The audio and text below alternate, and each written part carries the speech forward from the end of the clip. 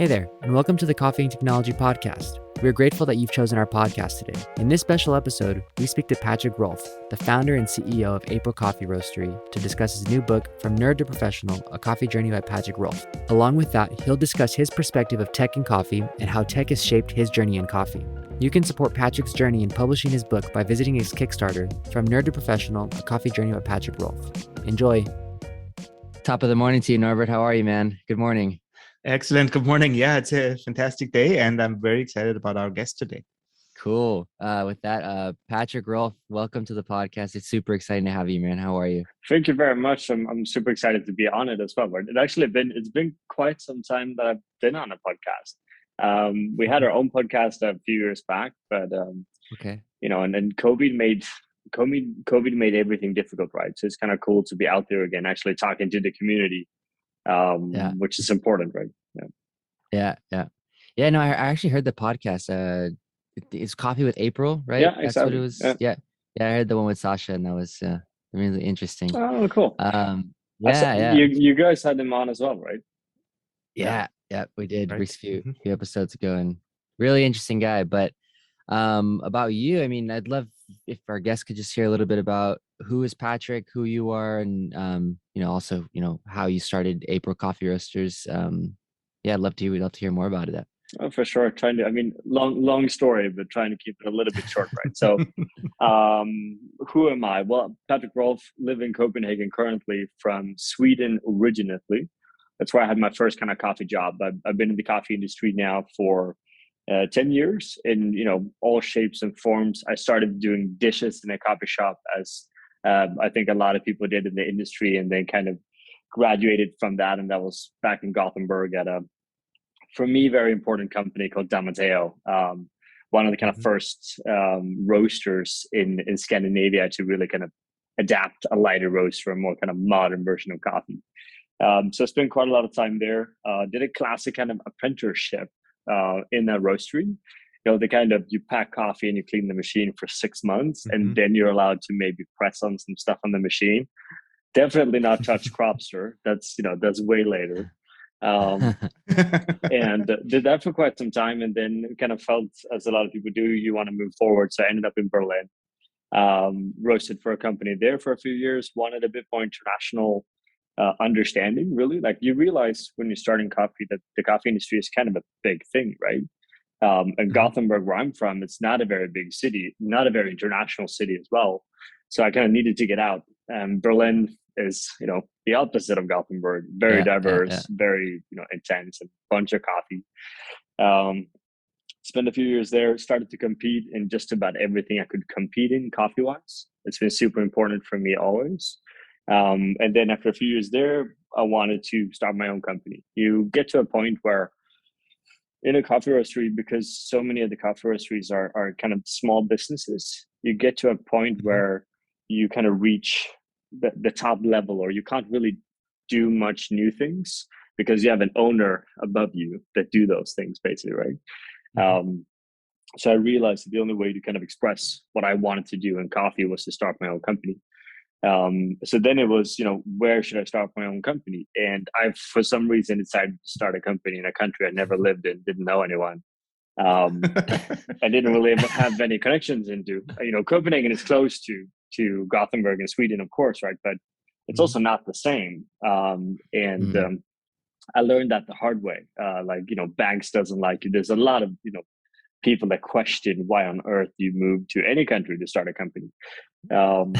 But Copenhagen, because I wanted a city closer to home. I wanted a city that was quality focused. Berlin is fantastic, but Berlin is maybe not the most quality focused city in the world, right? And I say that with a lot of love for the companies there and the city itself, right? It was an amazing time for me, but Copenhagen is Copenhagen. I think we all kind of know it's a very special city, right?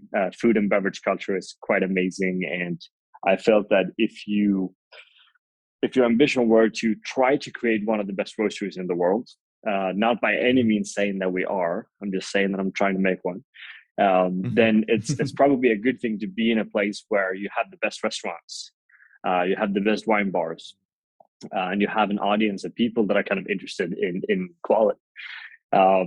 So that's how I ended up where I am today, basically. I'm not sure how much you want me to elaborate. That can be a very long story if you want to, But well, I am curious on one thing, because I was on your Instagram the other day and you mentioned something about when you started April, and that was that you knew you didn't want to just be a coffee roastery, you wanted to be something more.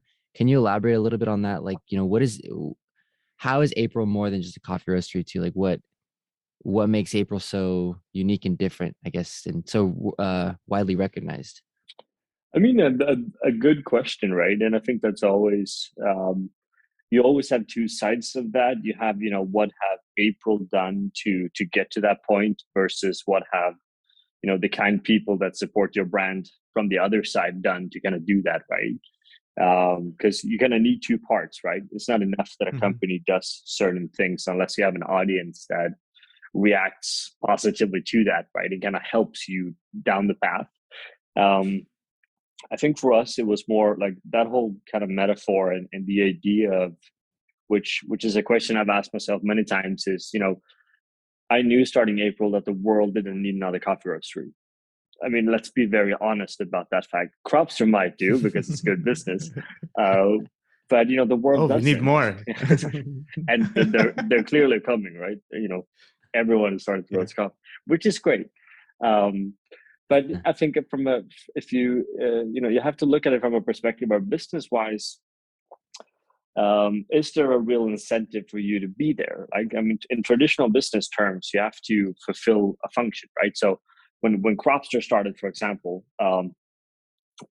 Cropster fulfilled a very important function that we kind of neglected before that, right? I mean, I remember doing like handwriting. If you look at the Del Mateo library, you have like folders and folders of like handwritten, crack times and start temperatures. But when April started, then I couldn't really figure out what that would be, right? And I think that a lot of people end up in the coffee industry for some kind of glorified or romanticized version of, everyone needs me. But maybe, 10 years ago, when Tim Venable is older, right? But when that kind of first generation of companies started, it was good enough to just open up in the city and be a roastery because that was super cool and everyone was so excited. Today, there's like 20 roasteries in central Berlin, right? We have like at least 10 in central Copenhagen. So if you want to be sustainable and if you want to add some kind of value, you have to at least have the idea of trying to become something else, right? And also when you start, which I thought a lot about here in Copenhagen, because I mean, Coffee Collective, Kopi, other brands that are very kind of prominent in this part of Scandinavia. Tim Venable, I knew these people, right? Before I started, these were, maybe not all friends, but, good people that I had good relationships with. And I didn't necessarily want to come in and steal their customers. And if you start a company, that's what you're going to do. It's very naive to believe that you don't, right? If you start a coffee shop, you take coffee shop customers from someone else. If you start a roastery, you take customers from someone else, even if you don't actively necessarily try to do that, right? But most importantly, if you're in an industry that you love and want to do good for, you have to take the decision of starting a company very seriously because you're going to screw it up for some people. And that's kind of inevitable, right? So I'm still trying to, find our own kind of path in this because I'm one of those that believe that the industry is, and for sure it is. It's large enough for all of us to grow and be healthy and be, kind of happy little coffee companies, right? And I think the industry at a lot of points forgets about this, right? We have a lot of rivalry. We have a lot of just nasty, unnecessary things happening in the little industry, where it's still us. I started in coffee.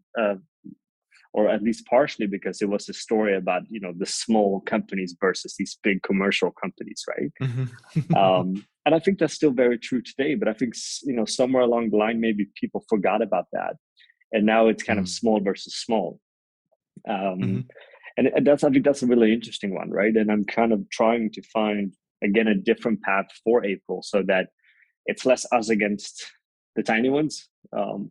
And more what can April do to try to make the industry bigger or to kind of level up the industry, right? A little bit of a fluffy one, right? But this is because it's something that I'm thinking about a lot myself, and also try to kind of navigate at this very moment. Then I believe a part of the question was, if or how we became like a renowned roastery. And I think that's a really interesting thing, because I think a lot of people look at April and they see us as something maybe bigger than what we are, but we're really this tiny little company with like 4 or 5 employees. We were like 3 employees, like until before COVID. My apartment was our office for like 3.5 years, right? And still technically don't own our own roast machine, which we will be doing this summer because we bought one last year. And I mean, that's taken care of. But I think that's really interesting. So I'm not sure if we're, are we renowned, or are we, a large company in this industry? And that I don't really know, right? And I don't think it's very important either. We're very thankful for the opportunity to, we have enough customers to sustain us a little company, and that's awesome. And wherever that will take us in the future, we'll see. Don't really know. This is very interesting. So speaking about the industry, I got a feeling that it's still growing, and especially when I look around into my like personal friendships and family, some of them have made the jump to, or the switch to specialty coffee, and they understand what a specialty coffee is and what's not. And a lot of them are still, I think there's still a lot of market to be gained. Let's put it that way. So in my perspective, there's still a lot of room to grow. What's your take on that? I mean, for sure. And, the back to the kind of Nespresso conversation we had in the very beginning here, right? If I, my own family back home in Sweden doesn't drink my coffee, for example, right? They don't like it. It's too light roasted. I had a customer I talked to this morning, actually. They wrote me, it's a new office customer here in Copenhagen. And they were like, yeah, Patrik, we tried your coffee yesterday. And we don't really have any dark roasted products, but we have a product that is maybe more roasted than other products, to be fair. And they were like, yeah, we tried this product. It's too light, man. Like, it's too light. It doesn't work for us, right? We need something heavier. And I was like, sorry, we don't have any. And I think it's it's interesting now because, one, the industry is always moving in cycles, right? So I can see a lot of the stuff that was trendy when I first started are coming back into trend now, which, it's the same with everything, food, fashion, whatever, right? But I think it's important, as you say, to not lose track of the fact that there's still so many people we can convert into drinking better coffee, right? Into making those kind of experiences, which I think we're at a very interesting point at the industry at the moment. And it's something that we started a little store, like a coffee store in Copenhagen during COVID. That's our little COVID project. And there, for example, we only serve coffee. We share about, we don't have a menu, so people are forced to talk to you, which is terrible in many cases. But the point here being is that I think there's a huge potential to grow this industry. I think people genuinely want to drink better coffee. I just don't think there's enough examples of companies really showcasing that to them, right? And a part of that challenge is that it's a difficult thing to do, right? I mean, we have a little coffee shop that maybe makes 100 coffees a day maximum, which on a financial side of a coffee shop is, it's not enough to make a pension out of it, right? But you can sustain your cost and be fine, right? But in our case, it's most important to educate. I hate the word educate, but share a different perspective on coffee, right? But we see most coffee shops in the world today, or maybe most roasteries as well, are maybe taking a slightly different direction, where they're going to meet the market more than they're trying to showcase different perspectives on the market, right? Which is something we see. We see it a lot in the US, where you guys are sitting. We're starting to see it a lot more in Europe, I think, as well. There's less diversity. That's why I love, for example, to go to Japan or to Korea, where it's like, we don't care if we have a coffee shop that makes 20 coffees a day, it's fine, because we're just going to do it this way, right? And I think that's very important, and I think that's necessary, because we need, like, starting April, and I'm a little bit sidetracking here, but I hope it makes sense in the end. Starting April was about generating a new perspective on coffee, right? Not necessarily a better or a worse or a fancier or anything, just different, right? Because there was so many roasteries and coffee shops doing this kind of similar thing.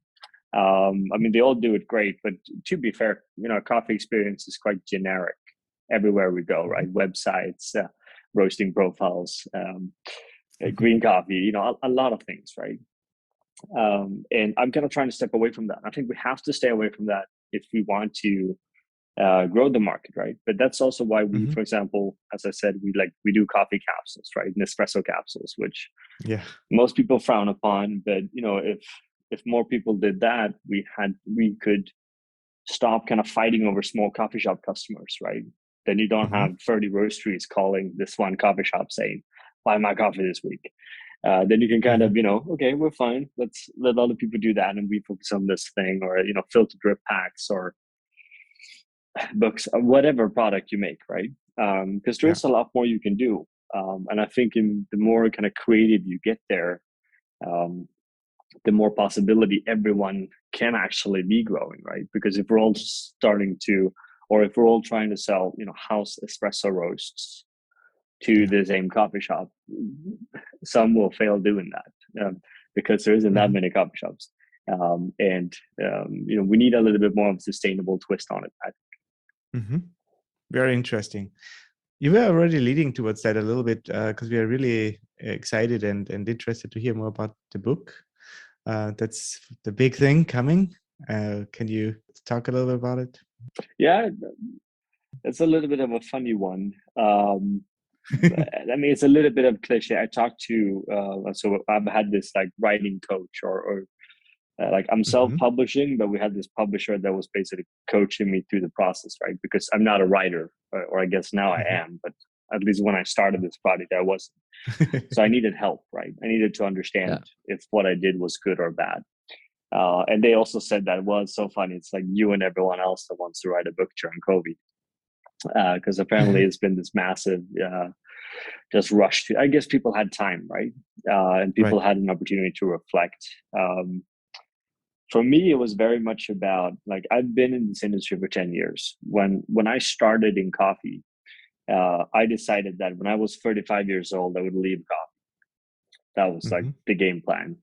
And I have about 4 more years until I'm 35. And then technically I should leave coffee, right? At least based on that initial idea. So, and I mean, it, like quite seriously, right? And so I started to think, what have I been up to? What have I actually done in this industry? Because I think that's important, right? Not just for the coffee industry, but also just for yourself, right? If you don't create the values you want in life, then why do it, right? It doesn't really make sense. So I started to actually just take down notes because I journal and stuff with like other more philosophical things. Usually, right? And I just started to, write down a few things. Okay, what have I actually been doing, right? Have I been doing anything? Or have I just wasted my time, right? And you write and you write and you think and you think. And in my own journey, it's been very important to learn from other people. So like listen to other people, role models in various parts of the world, not so many in coffee, at least not at the moment. But read their stories, read their biographies, right? And then I went, okay, but if I had better tools when I first started in coffee, would my journey has been different? Like, would I have been able to do things better, smarter, be more successful, have more fun, be less stressed, just in general, right? Could I have done this whole journey in a much more efficient way than what I had been doing? And I think the answer to that is very clearly yes, of course. But when I started in the industry, there wasn't like, James Hoffman didn't have a world famous YouTube channel because he was too busy with Square Mile, right? So there's so many examples of that. Like, the pros of today, they were busy building their companies. So they didn't really have the opportunity to share that insight or that knowledge, right? So I'm kind of here now trying to package whatever story I've had so that I can give that to people that are potentially then trying to do the same story or do the same process, right? Maybe you're a barista, want to become a roaster. Maybe you are a, any one person that wants to start your own business in the coffee industry. Maybe you're a, as I worked to some degree, a nerd brewing at home, kind of wondering, should I, leave my job to become a coffee professional, right? Which is a bit of a crazy idea, right? But I think if you go around thinking about that, it's kind of cool to be able to read about someone that has made that journey, right? Then that's only my journey, right? And obviously there's a lot of perspectives on this. There's a lot of other people that done other things, right? But that was basically how it started. So, it's been 2 years of writing a book, which has been the most time consuming, most difficult thing I've done. I mean, a lot of respect for people writing books. And I realize while people write books and don't run companies at the same time, because it's quite unsustainable, right? So I'm relatively happy I'm actually done with it. But it's been a great process for sure. What's the key audience for the book? Well, I mean, and I think anyone that wants to identify their own path in the industry, right? I say it's, I kind of get the question, is it a coffee book or not a coffee book? It's not a coffee book in the sense that I'm listing varietals or talking about processing methods. I mean, it's all in there because that's been part of my journey. But this is really a story more so than anything else, right? So I think it's for anyone that goes, okay, I've been in the coffee industry or I'm about to start in the coffee industry. What's next? Like, how do I do this? How do I become a roaster if I want to be a roaster? Business owner if I want to be a business owner? How does that actually, how does it work? Because you don't know. I still don't know. But that's an interesting one, right? Like I remember very clearly sitting in Berlin, having a conversation with one of my friends and saying like, yeah, I'm moving to Copenhagen to start a business. And that person were like, yeah, how are you going to do that? And I said, I had no clue. Because I didn't know. I mean, I had no clue how to start a business, right? And if you read this, you at least know what I went through, right? And what I had to think about and what I fucked up along the way, right? And the few things I did right as well. So it's basically for anyone that wants to get better. I think a lot of people wants to do things they're not doing today, right? That goes for me as well today, right? And I think we can all need a little bit of a kick in the ass to get to that point. And that's kind of what I'm trying to deliver, right? So anyone that wants to get to the next level of whatever level they're looking for, right? That's very individual. So throughout the time writing this book and even previously, it seems, or I'm wondering if you've spent a lot of time speaking to young professionals as you grow, and also maybe even mentoring young copy professionals, and what's kind of that experience been like, and how's it influenced the way you approach the book? I mean, that's been an ongoing thing for forever, basically. Not always successfully so, but I've been always quite open with the fact that I'm happy to help. We have what we call a coffee athlete program at April, where we sponsor now 20 global competitors with everything they need. I have a few people that I talk to on a monthly basis in terms of business advice or whatever it might be, right? I think it just makes a lot of sense. I think we should all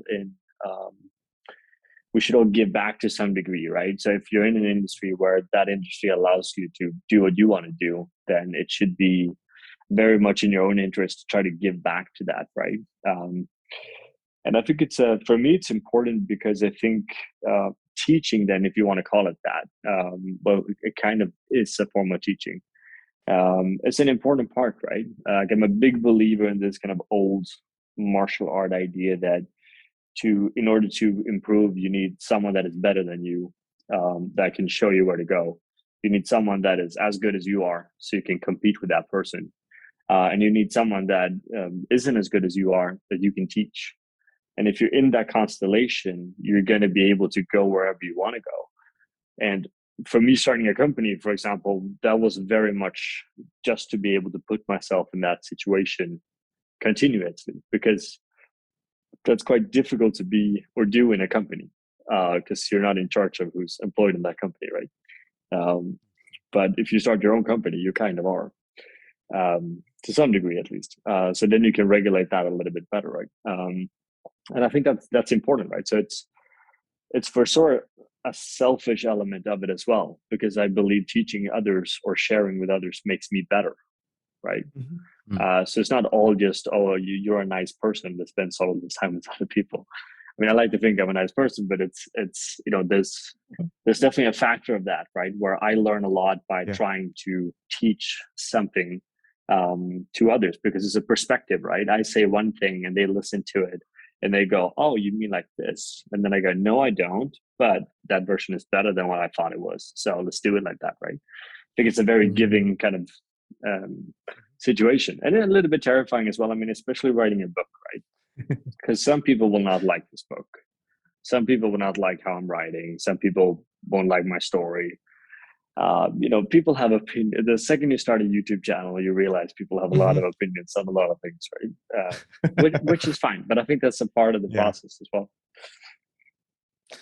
I guess the important part is there that you know what you do and what you are and on who you are, and that's, I think, is part of it. So you can withstand criticism, you can withstand a different opinion, and you even go to the next step and say, well, I can even adapt that. If I like it, I incorporate it into what I do.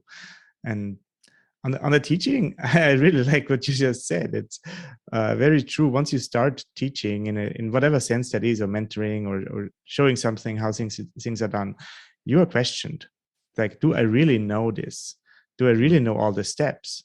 Because there's a lot of detailed question which can come up. It's like, oh, I know how to do this. And once you start passing that on to someone else, and then suddenly they ask detailed questions like, I don't actually know all the details here, or I actually don't know half of it. And then you learn because you know what you don't know.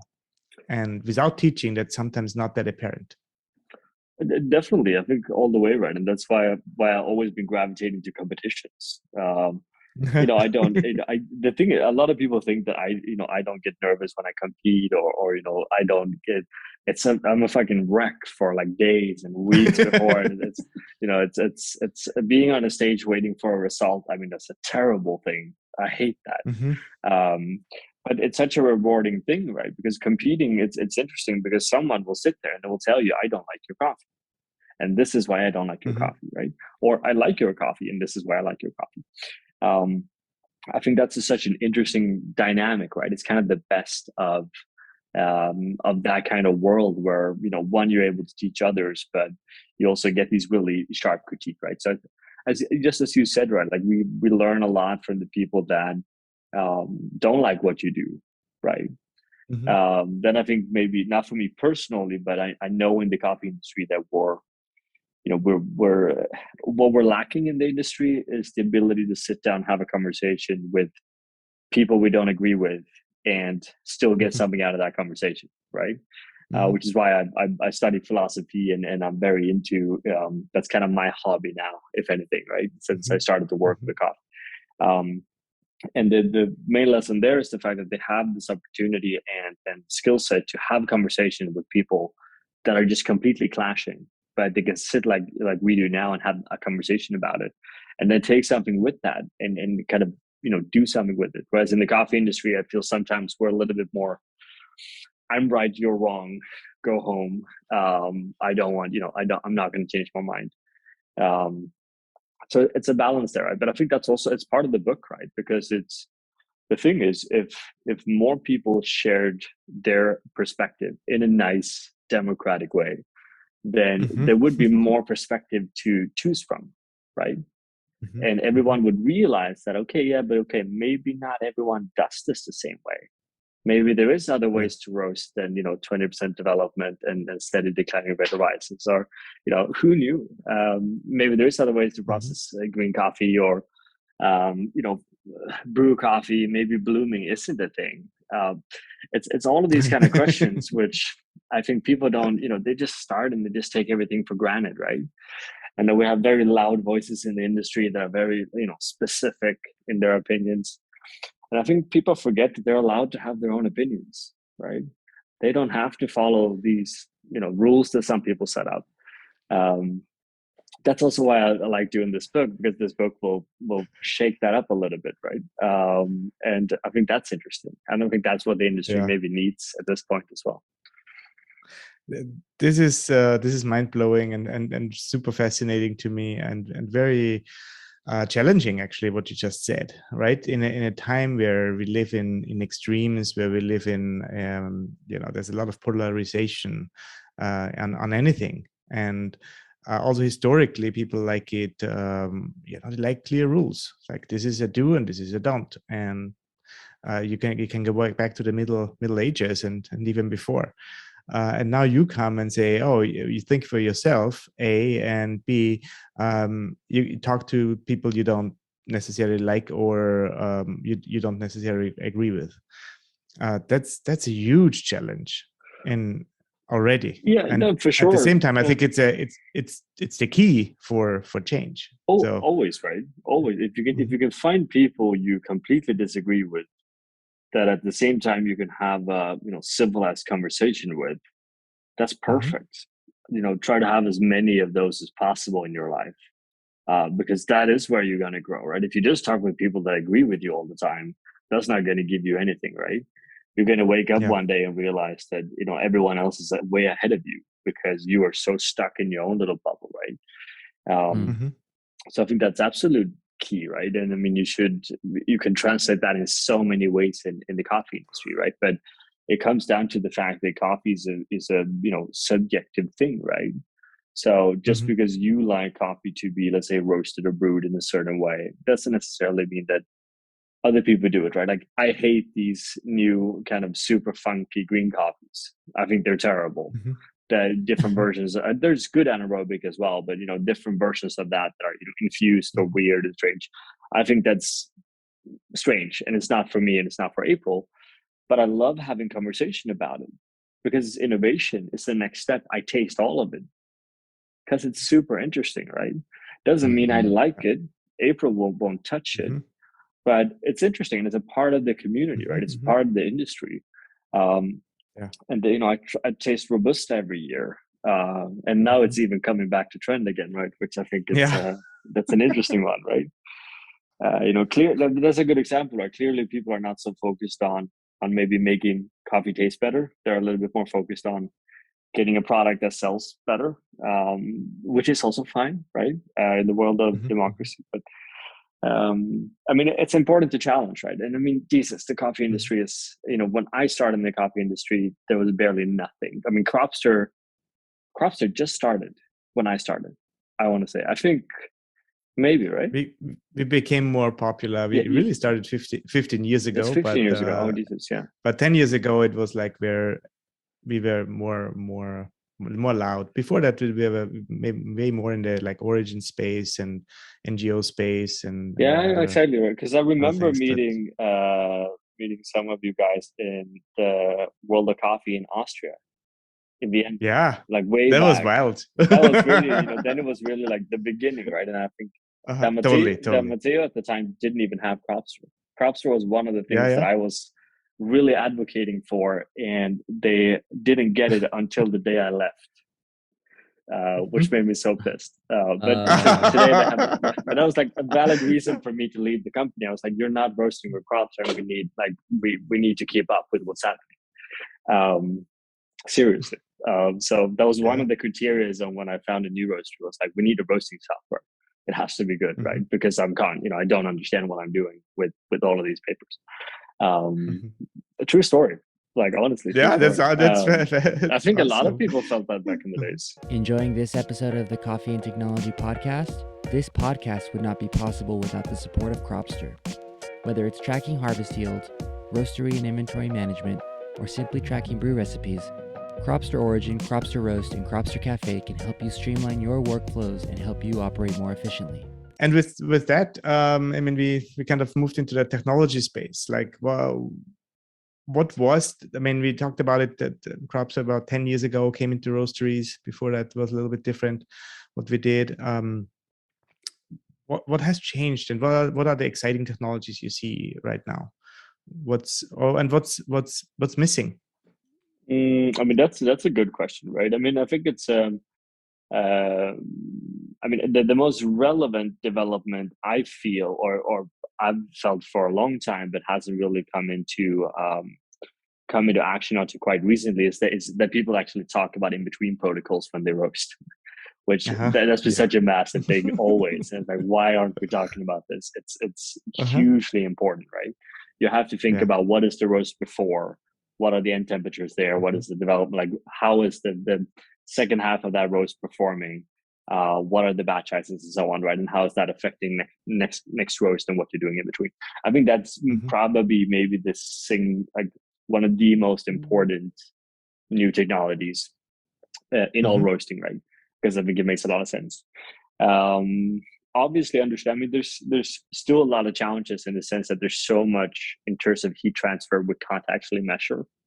Mhm. Obviously, for very technological reasons, because it's very difficult, right? Right. We've been experimenting a color track launch, this kind of live laser, Mhm. which didn't really work out. And there's been a lot of stuff. We do a lot of color tracking ourselves, but Mhm. you realize early on that one, those measurements are not very good, Mhm. even though the machines are expensive. And then Yeah. two, linking that to actual profiles and roast curves, there's still a million question marks that Mhm. we still don't really understand, right? I Mhm. think for us, because we're roasting on a lowering system, and Mhm. a lowering system is really, a dumbed down roast machine, which is so interesting because I think a lot of people see it as a super high tech thing, right?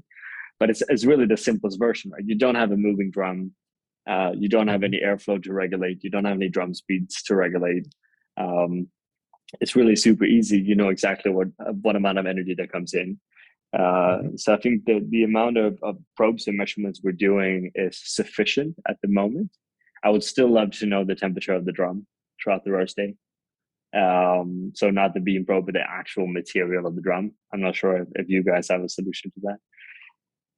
I think it's way worse for people roasting on any machine with more variable changes. I have a lot of friends that are, they're playing around with different drum speeds, and you go like, do you know what you're doing? Like, do you understand what the effect of this is on your coffee? And the result is no. Like, people cup it and they Mhm. go, yeah, maybe this tastes better, but we don't really know exactly what's changing.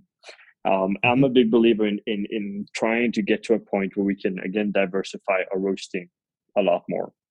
I Yeah. think a lot of people roast coffee in a very similar way just Mhm. by default. And I Mhm. think a big part of that, one is the machine itself. Um, Mhm. but two, it's also, how we interpret that machine, and we interpret it with the measurements we have, right?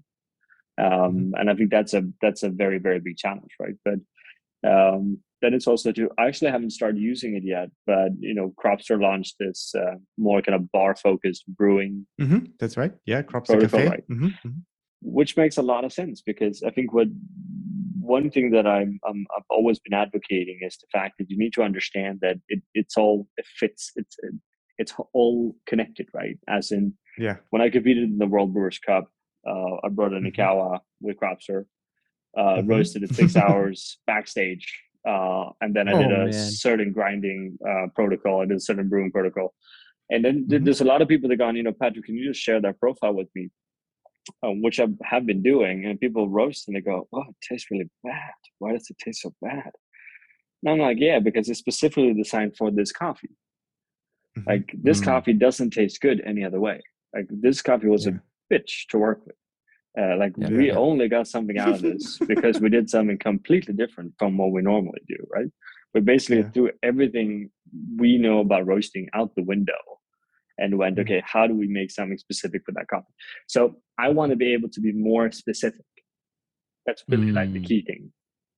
I Mhm. think that's super important, and I think that's a challenge in many ways, because as a production roastery, you produce stuff, right? We're not a fine dining restaurant that changes menu every week and get new produce and so on, right?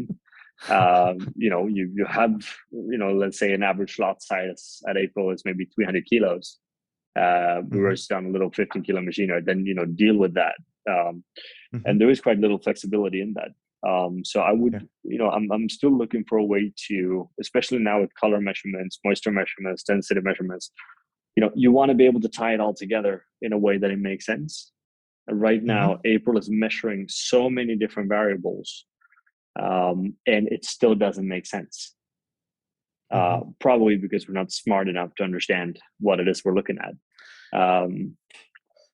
I think the problem is really complex. So it just needs, I don't know, it needs more interpretation and more visualization maybe. And I think this, I mean, as you mentioned, the roasting process itself is insanely complex, and the product itself, coffee, is insanely complex. And that's exactly why we're sitting here. Yeah. If it would be simple, we wouldn't do it. We would be bored, or someone else has figured it out in a fully automated machine. But coffee is not figured out yet in that, or it's not maxed out yet. So there's still a lot of room. That's why we're here, I think.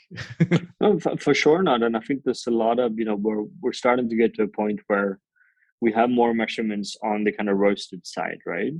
But then you have variables as, okay, but your farmer has a coffee tree. That coffee tree is getting older with every harvest, right? That's going to change, even though this is the issue, right? Because the measurements we have a green coffee now, for example, like the basics ones would be moisture activity, water content, and density, right? Size. That's a very basic version of it. And you can do color sorting and so stuff, right? But none of that tells you if the tree is 5 years old or 2 years old or 10 years old, right? Which is going to have a massive impact on the cup quality, right? Plus, it's also, at least what we believe, it's going to roast up differently. So it feels like a lot of the links missing is, again, understanding the green coffee much, much better, right? But then you go, one of the things we're doing now just for fun, because, we've been measuring color for a year now. And I've always been very hesitant because I've always seen it as this kind of fluffy measurements that doesn't make any sense. And it makes and doesn't make sense at the same time. But what I can tell you is that I can roast a coffee 10 different ways, get the same color, and they will still taste in 10 different ways, right? But then the question is color obsolete, right? Which is a truth with moderation. For a commercial roaster where you want to just have some kind of consistency, it makes a lot of sense. But our job is just trying to chase that kind of perfect roaster, that perfect version of that coffee. Then I feel that the variables are too, the variables that you're trying to measure are too inconsistent, especially from season to season, right? And we have these tools that are designed to measure these very precise things. But the thing we're measuring is constantly changing as well, right? So it is a challenge.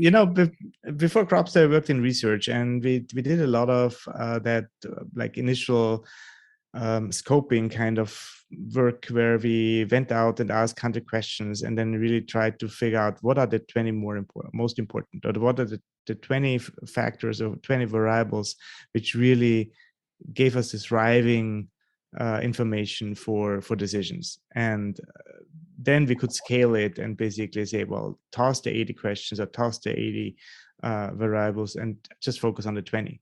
And I think that's what we're constantly trying to do with roasting and with like, okay, let's introduce color. Let's see what it is. What can we do? Either make the color better and be a driver, or it's maybe one of those 80% which are not that important. And that's a huge challenge, because you develop technology and it's a hard and long path. If it's not good enough, nobody tests it. If it's barely good enough, then you get people testing it at least. But I really appreciate what you just said. You used it for a year, and that is awesome, because after a year you can really say much more than just give it a quick test and say, no, it's not working for me. Certain things need time and need more data. But for sure, but we do so many measurements that I'm like, half of the measurements we're doing, I'm convinced is useless and a waste of our time. But we're doing them, right? Just as I'm still tasting Robusta and I'm still tasting, funky, weird infused coffees. Because somewhere in that is a solution, right? We don't really know where, but a little bit more specific. And this is actually a conversation we had in the Roastery during quality control this week. And we have it many times. We had this new person in the team now, and we're trying to have this person understand something very fundamental in coffee roasting, which I think a lot of roasters still don't understand. It's the fact that if you want to be a consistent roastery and understand your roasting, you don't change your batch size. Period. It's so complicated. And if someone came up with a way to visualize how complicated it is trying to roast different mass, a little bit regardless of varietal. I mean, this is even like to simplify that, right? Just a different amount of mass in the same machine. Because that's something that I feel a lot of roasters are not really understanding. At April, we refuse to roast different batch sizes. It will not happen. I've been roasting the same batch size the last 4 years. Yeah. And we don't even understand how to do that right. So I think it's one of the most discussed things at least in my conversations I had in the past, where people wanted that, can we make it scalable, where we roast on a half kilo machine or 1 kilo machine, like our samples, and then it translates to our 240 kilo production roaster. And maybe that's an extreme example, but it's like, well, it's extremely hard. Or I mean, if you do it, then you know already that you're making mistakes, or there's a bandwidth there's only a certain bandwidth you can operate in. I mean, I assume you cannot push the boundaries. I mean, this is going to be a little bit sensitive now. Loring might email me after this, but I assume you guys are very. I mean, love Loring. We bought a Loring, right? So we love Loring too. Yeah, and Loring is fantastic. But they created their what's the name? They have They have a software. They have their own software, right? In that software, yes, Roast Architect. Thank you. And this is not a critique, Loring. This is just maybe considering making it better, if anything. They pitch very hard that you can take one batch size from any of their models and basically use this program to get the exact same result on another machine, right? So if you do it on the 15, you can transfer it to the 35 or the 70, or you can start at the 7, right? And you can, for example, scale a 3 kilo batch in a 15 with a 14 kilo batch and make that identical, right? And I mean, that's not true. Just want to put that out there. And I think that's something that we should discuss, because the majority of, for example, my own consultancy projects also comes with this, because there's someone with an Ikawa. I love Ikawa. But there's someone with an Ikawa that then try to do their profiling, kind of like you say, and then they want to put that on this production roaster. And I said, no. If we're going to learn how to roast, we're going to use your production roaster. We're going to use your production batch size, because that's the only way that really makes sense, even though we use a little bit more coffee, right? But I guess if someone can fix that issue, I assume no one has fixed it, because it doesn't exist. Like, you can't really fix that issue. It's too complicated. I think it's very complicated, and our technology approach, of course, is let's have computers help us. So massive amounts of data and machine learning / artificial intelligence can bring us closer. But how close? We'll see. And that's it. I think that's a little bit the question. I mean, to Loring's defense, in a certain sense, is I think you can get closer to that idea of transferring profiles between machines or batch sizes, and that's the question of what is true or what is enough.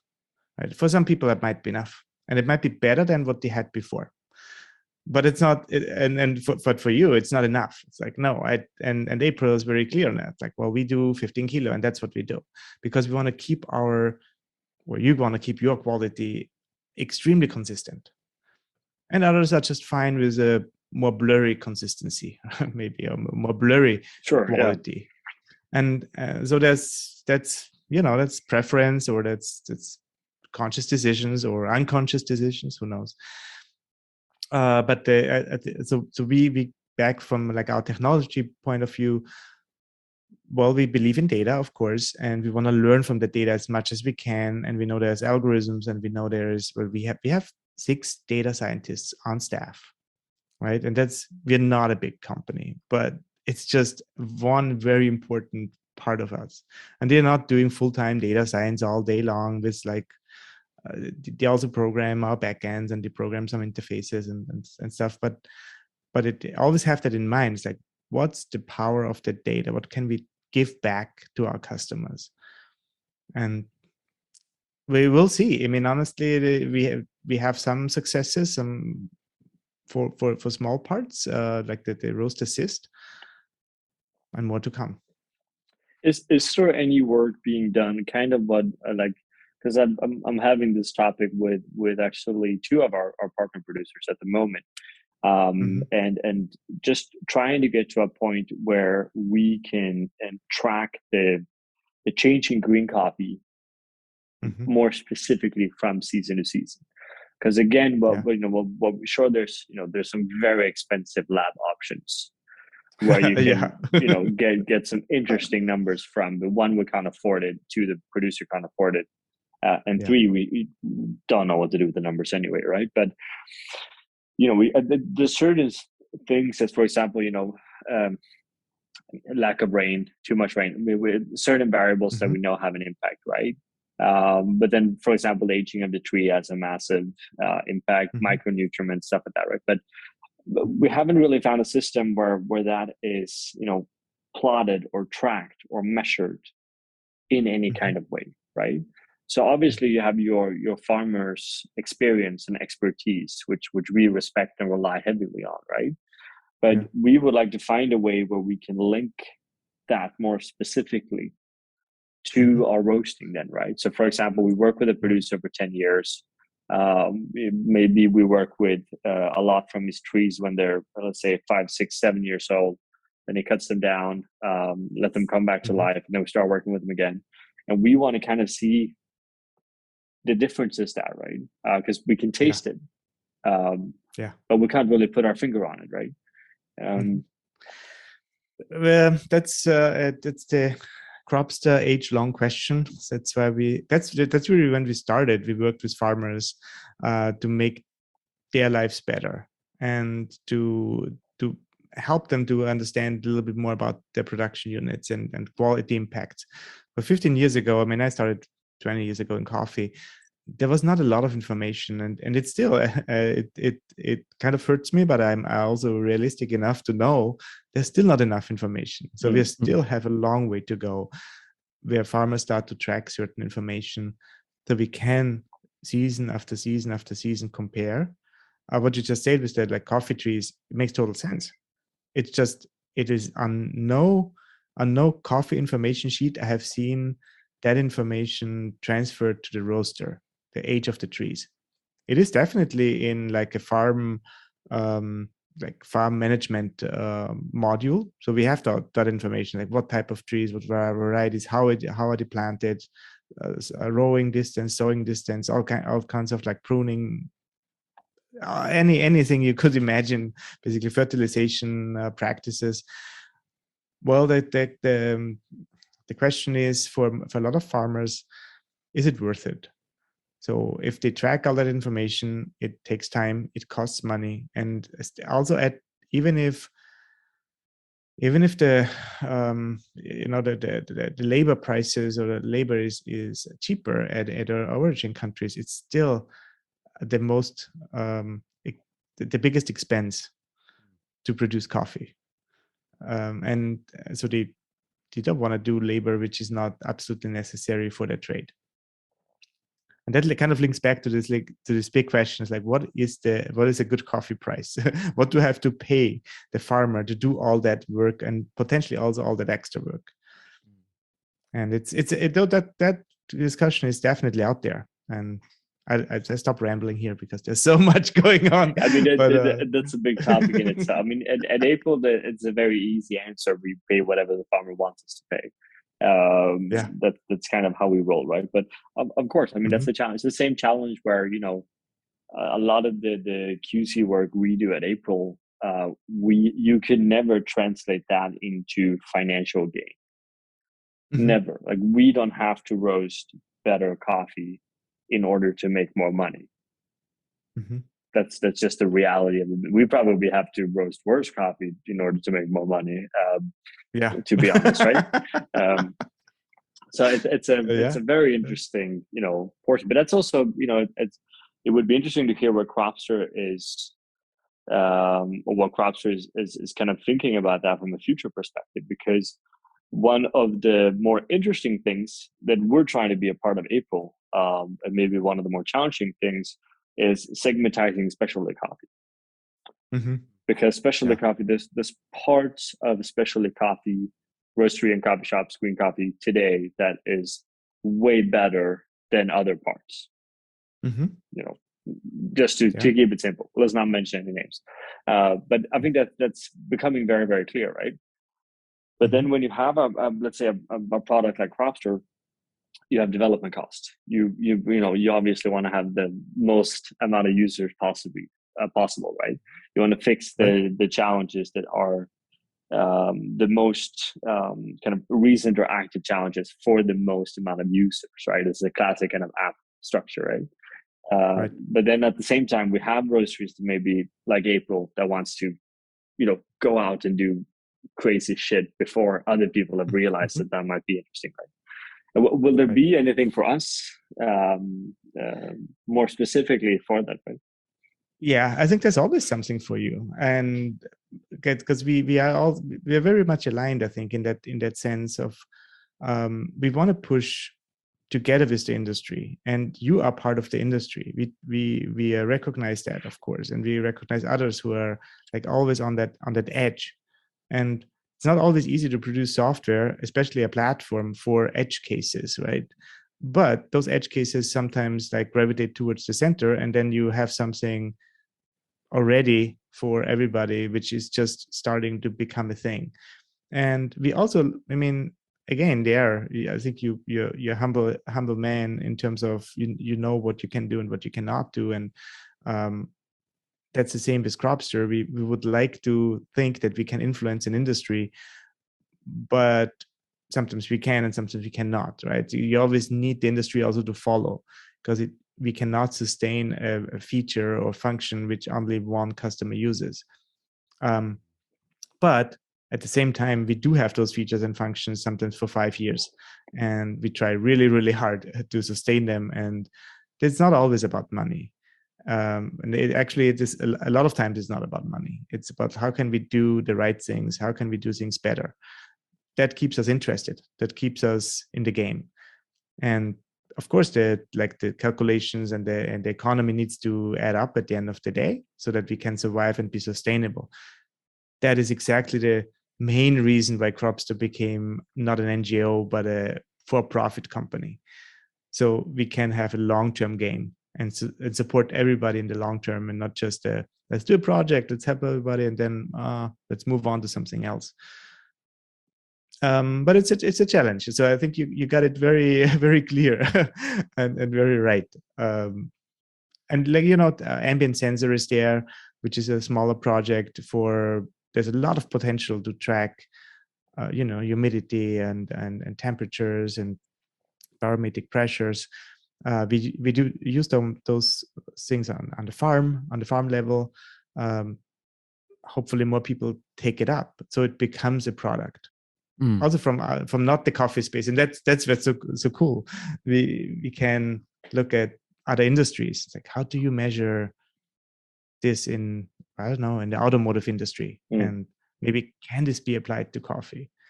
And then you realize, oh no, but coffee has more fumes or their temperatures are higher or lower, or I don't know. That's exciting. We love to do those things. So R&D is just fantastic thing if you have the time. Yeah, no, for sure. Yeah, very cool. This is a very enlightening talk, Patrik. I could sit here for much longer. I think you have a lot going on. Yeah, I have my own.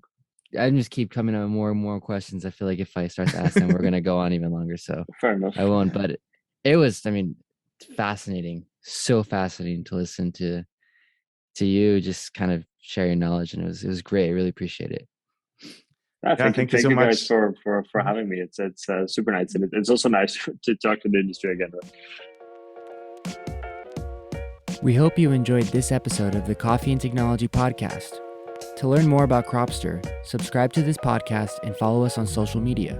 For more educational content, visit cropster.com/learn.